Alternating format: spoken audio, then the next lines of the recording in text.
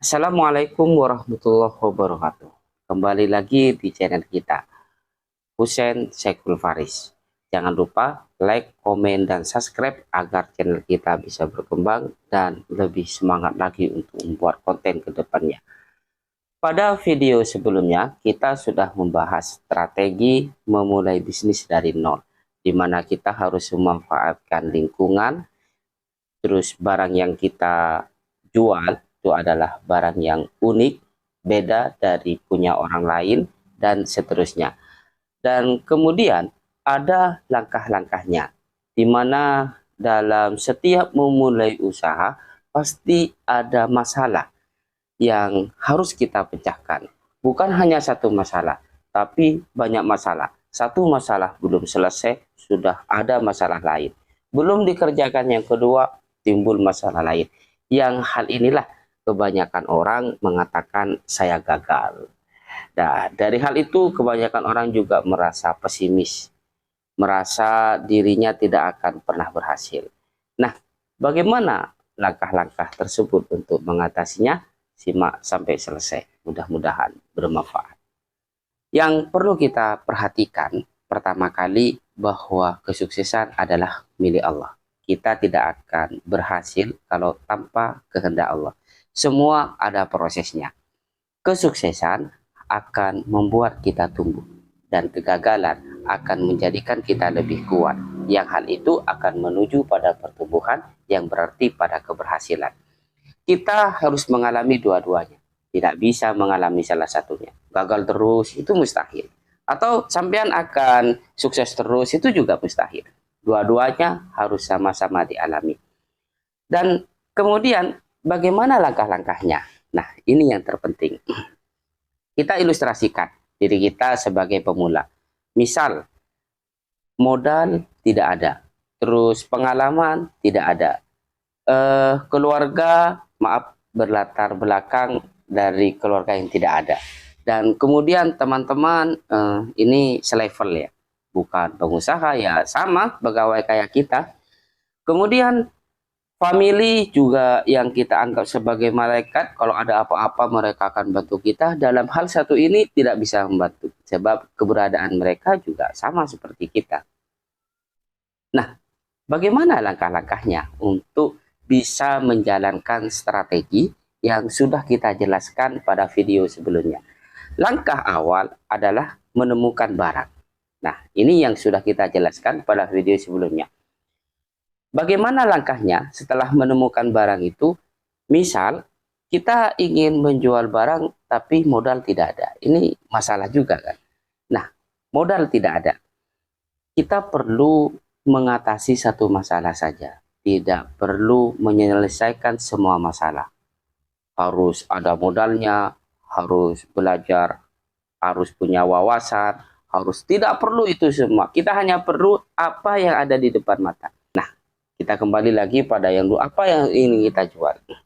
Sudah kita temukan apa yang ingin kita jual. Cuman masalahnya modalnya tidak ada. Nah, ini kan juga masalah. Modalnya tidak ada. Mau minjem, jangan dulu. Tapi lakukan langkah kecil saja, pelan-pelan, nggak usah buru-buru. Karena keberhasilan milik Allah. Seusaha keras apapun kita, kalau bukan saatnya untuk sukses, nggak akan sukses juga.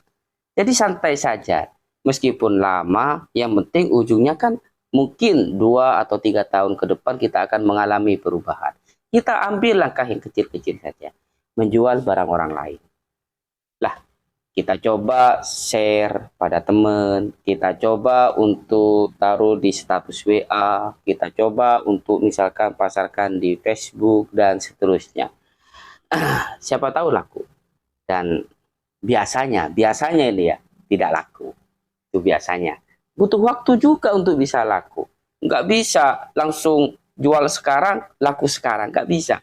Bisa jadi Anda baru akan pecah telur pertama 1 bulan kemudian. Bisa jadi 2 bulan kemudian atau bahkan 3 bulan kemudian. Itu biasanya. Ya ada juga sih orang yang sudah hokinya besar jual sekarang langsung laku, tapi itu nggak ada rumusnya. Ya gak usah dipikirin yang namanya hoki.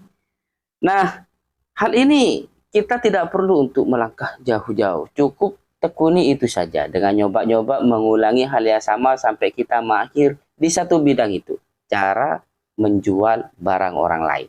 Sudah, nggak usah berpikir yang macam-macam.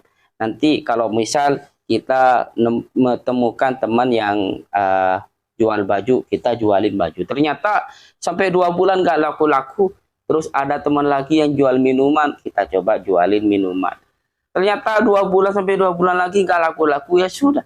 Sampai masalah satu itu betul-betul selesai, baru kita kembangkan nanti pada yang lain. Akhirnya kita ketemu dengan alat rumah tangga. Nah, kebetulan saya juga usaha alat rumah tangga ini. Dulu saya jual speaker, ya ternyata nggak laku. Sementara orang lain laku, tapi saya kok nggak laku gitu. Orang lain jual baju, laku. Saya jual ini kok nggak laku. Nah, itu cerita saya ya. Nah, misal kalian sudah jual alat rumah tangga, terus laku, nah berarti masalah sampean di sini sudah selesai. Bisa laku, ini jual ke ini laku, jual ke ini laku. Tinggal melangkah pada masalah yang berikutnya untuk dipecahkan. Dan masalah itu tidak usah kalian cari, pasti ada sendiri. Misal, masalahnya tentang permodalan. Nah, Anda jualannya sudah laku, tapi modal tidak ada. Masalahnya kalau tidak ada modal, Anda tidak kebagian barang. Karena banyak orang yang misal ini, banyak orang yang nyetok barang, mereka rebutan untuk nyetok barang. Jadi siapa yang modalnya lebih kuat, tentu dia akan lebih menguasai pasar, gitulah kira-kira ya. Maka Anda perlu untuk memecahkan satu masalah saja. Ya, soal permodalan saja. Tinggal mengikuti arus begitu saja.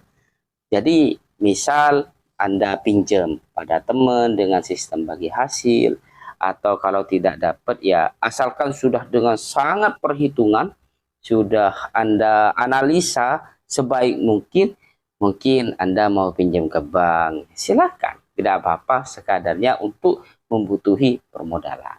Dan hal itu akan mengalami kesulitan lagi, dan terus seperti itu. Jadi, kembali lagi pada awal, tugas kita adalah melangkah setahap demi setahap. Lalu kemudian bagaimana langkah yang salah? Nah, langkah yang salah itu apabila kita berupaya menyelesaikan masalah sekaligus. Seolah-olah kita bisa mengatur diri kita untuk bisa sukses dalam waktu yang secepat-cepatnya.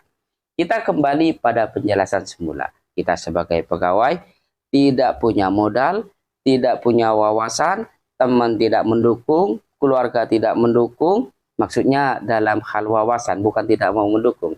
Mentor tidak ada, pengalaman marketing tidak ada, lalu kita putuskan untuk berhenti bekerja dan memulai usaha. Hutangnya, modalnya hutang, terus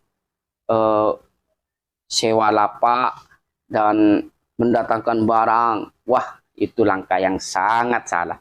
Kita kalau berupaya untuk menyelesaikan masalah sekaligus tanpa bertahap, maka langkah itu sangat salah dan pasti gagal. Mungkin akan berhasil, tapi 1 dari sekian juta orang, begitu kira-kira. Jadi kita tidak perlu menentukan keberhasilan kita itu kapan. Target sih ya nggak apa-apa kita buat target, tapi fokusnya bukan pada target, bukan pada ujung, tapi pada proses, pada perjalanan yang kita hadapi saat ini. Jadi menentukan keberhasilan atau membayangkan keberhasilan buru-buru, hal ini akan sangat menghambat terhadap keberlangsungan usaha kita untuk lebih lanjut. Karena kebanyakan orang itu terbebani oleh pikirannya sendiri.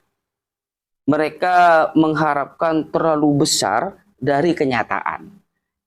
Cara menjual tidak tahu, modal tidak ada, wawasan juga tidak ada, terus mentor juga tidak ada. Ada peluang untuk menjualkan barang orang lain, sudah membayangkan keberhasilan di masa depan. Padahal tidak punya apa-apa ya, wawasan nggak ada. Modal terkecil yang ada dalam diri kita itu tidak ada, adanya cuma semangat.